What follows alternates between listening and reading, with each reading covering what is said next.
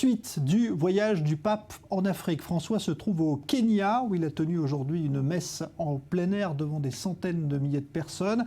Le Kenya, pays lui aussi meurtri par le terrorisme islamiste. Et justement, le pape a mis en garde la jeunesse africaine contre la radicalisation religieuse. Myri Maman. L'accueil du pape François au Kenya est chaleureux.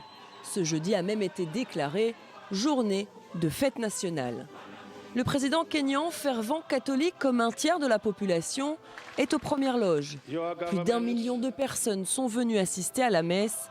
Le souverain pontife s'est directement adressé à la jeunesse. Je me tourne tout particulièrement vers la jeunesse de la nation. Laissez les grandes valeurs des traditions africaines, la sagesse, la véracité de la parole de Dieu et le généreux idéalisme de votre jeunesse vous guider dans le façonnage d'une société toujours plus juste, inclusive et respectueuse de la dignité humaine. Le pape François a placé cette tournée africaine, dont le Kenya est la première étape, sous le signe du dialogue interreligieux.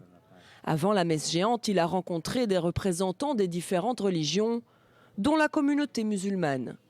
Le souverain pontife a dénoncé fermement le détournement de la religion par des extrémistes.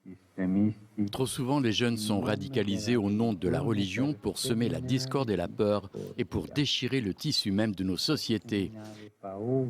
Il est très important que nous soyons perçus comme les prophètes de la paix.